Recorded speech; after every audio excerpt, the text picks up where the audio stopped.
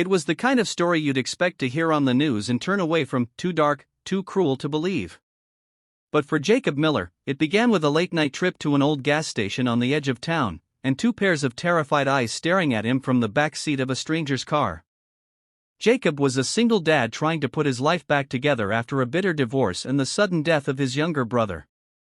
He was raising his 8-year-old son, Liam, on a mechanic's salary in a rented trailer and doing his best to be both mom and dad.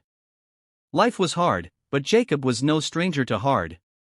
What he wasn't prepared for, what no one ever could be, was what he'd find that rainy night when he stopped for gas.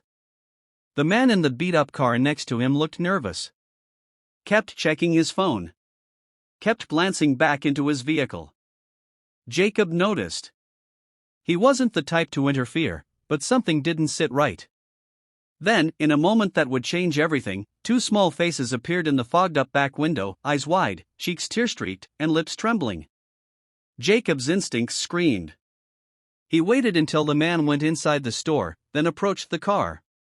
The twins didn't speak, but one of them held up a torn piece of paper that read in shaky handwriting, "Help us. Please." The police later discovered that the girls, identical 6-year-olds named Ava and Lila, had been sold by their stepmother to a man involved in illegal child trafficking. Their father had died the previous year. Their stepmother hadn't wanted the burden.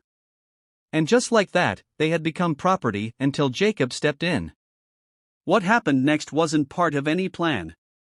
Jacob offered to take the girls home just for the night while child services found a placement. He thought it would be temporary. Just a bed. Just a warm meal. But when the girls fell asleep that night holding each other in his son's tiny bunk bed, he knew something in his heart had changed. The next few weeks were filled with chaos. Jacob had to fight the system to even be considered as a guardian. He wasn't wealthy.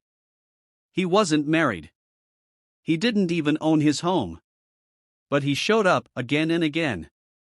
And when social workers visited, they didn't just see a man trying. They saw a man loving. The girls didn't speak for weeks. They flinched at loud noises. They cried in their sleep. But slowly, painfully, they began to trust. Ava started following Jacob around like a little shadow, mimicking his every move. Lila became attached to Liam, giggling at his jokes and asking him to read to her at night. Jacob had to learn everything from scratch. He'd only ever raised a boy. Now he was learning about braiding hair, tea parties, and how to soothe nightmares with lullabies. He struggled with the guilt of not being able to give them more toys, more space, more stability, but he gave them the one thing they'd never truly had: unconditional love. Then came the day the court asked the girls where they wanted to live. Ava squeezed Jacob's hand and said softly, "Here. With him. He makes us feel safe." That moment sealed everything. Jacob officially adopted the girls 6 months later. He moved to a small 3-bedroom fixer-upper and took on side jobs just to make ends meet. There were hard days, sick days, broke days, breakdown days, but also laughter echoing through rooms that had once been quiet. He watched as Liam embraced his new role as big brother, teaching the girls to ride bikes and tying their shoes. One evening, after dinner, Lila climbed onto Jacob's lap and asked, "Are we your real daughters now?" Jacob's eyes filled with tears. "You've been mine from the moment I saw you," he said. Time passed. The scars the girls carried didn't disappear, but they faded under the light of love and safety. Ava started drawing pictures of their family, always including Jacob with a big smile. Lila sang songs in the car that she made up on the spot, silly, sweet songs about pancakes and superheroes. They weren't just healing. They were blooming.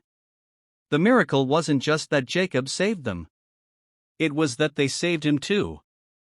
Before the girls, Jacob had been surviving, functioning but hollow inside from grief and exhaustion.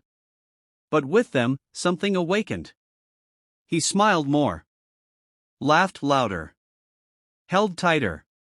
His life, once centered on fixing broken engines, was now about mending hearts, 3 little hearts, including his own. Years later, when Ava gave a speech at her middle school graduation, she spoke about her everyday miracle. "My dad didn't know us. He didn't have to choose us. But he did. And because he did, we get to dream. Moral: love isn't always born from blood.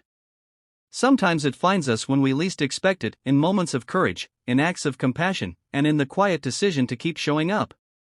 Jacob didn't just take in two broken little girls. He gave them a home, a future, and a family. And in doing so, he found his own miracle.